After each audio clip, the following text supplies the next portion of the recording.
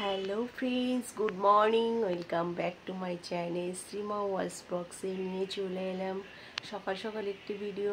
আশা করি তোমরা সবাই ভালো আছো, আমরাও ভালো আছি। সকালে আজকে লেট থেকে ঘুম থেকে উঠেছি।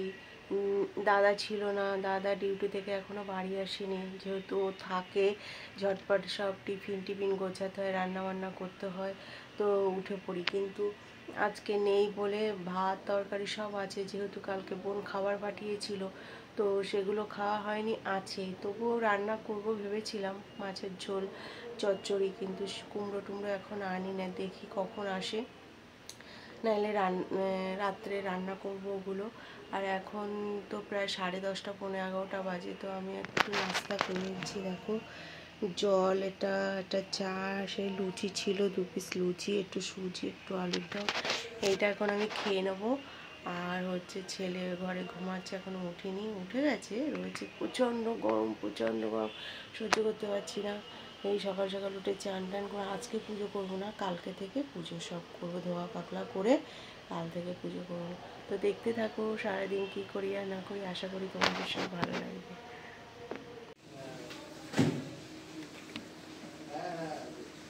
এত দেরি হলো কেন? বাবা, কি নিয়ম নিয়েছে, সে লম্বা মুখা কই? এটাই পেয়েছি কম দামে 60 টাকা করে নিয়েছে। দেখো বন্ধুরা, এখন আম নিয়ে এসছে, কুমড়ো আম। এখন আমি রাঁধতে পারবো না, এখন আমি রাঁধতে পারবো না ভাই। আমার শরীর ম্যাচ ম্যাচ করছে। এখন বাবুকে ইনজেকশন দেখাবো। বন্ধ করলাম।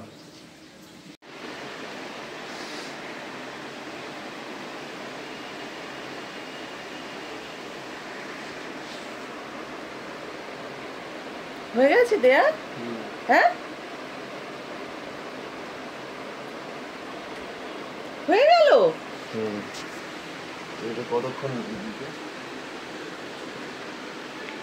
এই যে ছেলে ইনজেকশন দিল, আমি তো বুঝতেই পারলাম না কখন কি দিল।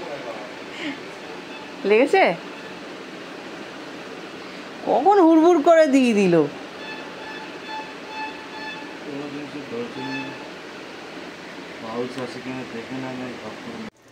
গুড ইভিনিং বন্ধুরা, চলে এলাম বিকালবেলা তোমাদের সঙ্গে কিছু জিনিস শেয়ার করতে। দেখো, এত ঘুমাচ্ছি, কোনো কাজই করতে পারছি না, জানি না অ্যালার্জির ওষুধ খাচ্ছি তার জন্য শরীর এতটা দুর্বল হয়ে যাচ্ছে, কোনো কাজেই মন লাগছে না।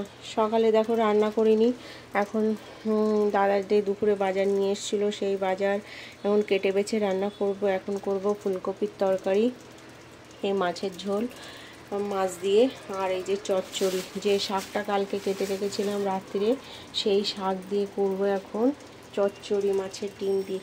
আর এত মাথা গরম হয়ে গেছে, দেখো কত দামি দামি সবজি, এই যে লাল আলু, এ পচে গেছে। এই বড় বড় আলুগুলো দেখো, এই বড় বড় আলু সব পচে গেছে।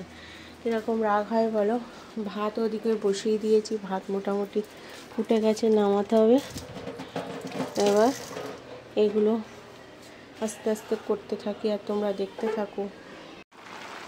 দেখো কতগুলো শাক পাতা সবজি দিয়েছিলাম, সেগুলো মরে কিন্তু এরকম হয়েছে। এটা এরকম আস্তে আস্তে মরা আগুনে হবে, পুরো তোমার মানে জল শুকিয়ে পুরো যেরকম চচ্চড়ি, হাতে নুন লঙ্কা মিষ্টি সব দেবো, জিরের গুঁড়ো দেবো একটু। তো ঠিক আছে, তো দেখো বন্ধুরা, আমার চচ্চড়িটা এরকম হয়েছে। গন্ধ তো মারাত্মক বেরাচ্ছে, জানি না খেতে কেমন হবে।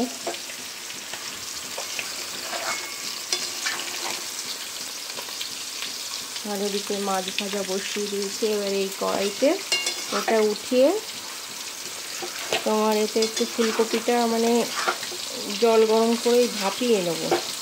এখনকার ফুলকপি তো তেমন একটু জানো, এটা এবার নামাই। দেখো, আমি এবার ফুলকপিটা করার জন্য তোমার কড়াইতে আলু ভেজে নিচ্ছি। আলুগুলো হয়ে গেছে, তুলে নেবো। এদিকে ফুলকপি সিদ্ধ করে নিয়েছি, আর এই যে পেঁয়াজ লঙ্কা কেটে নিয়েছি, এগুলো তুলে নিই। তুলে মশলাটা করে কষিয়ে জল ঢেলে দেবো। আর এই যে শাকের চচ্চড়িটা এতটা হয়েছে, আর এদিকে এতটা হয়েছে।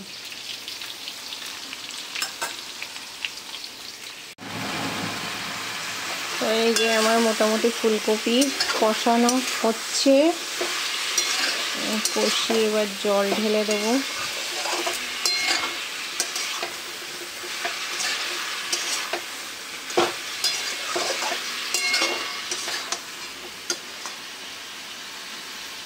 আর এদিকে মাছের ডিমগুলো ভেজে নিচ্ছি।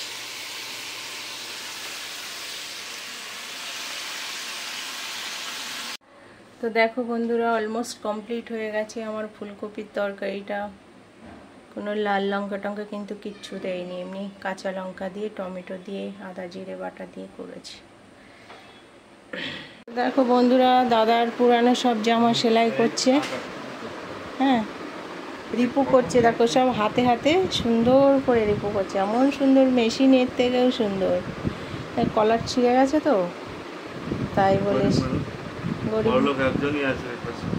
গরিব মানুষ সাদা জামা, অনেকগুলো সাদা জামা, সেগুলো ঠিক করছে।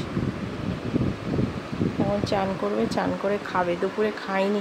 দেখো আমি এবার ফুলকপিটা করার জন্য তোমার কড়াইতে আলু ভেজে নিচ্ছি। আলুগুলো হয়ে গেছে, তুলে নেবো। এদিকে ফুলকপি সিদ্ধ করে নিয়েছি, আর এই যে পেঁয়াজ টেয়াজ লঙ্কা কেটে নিয়েছি, এগুলো তুলে নিই। তুলে মশলাটা করে কষিয়ে জল ঢেলে দেবো। আর এই যে শাকের চচ্চড়িটা এতটা হয়েছে, আর ওদিকে এতটা হয়েছে।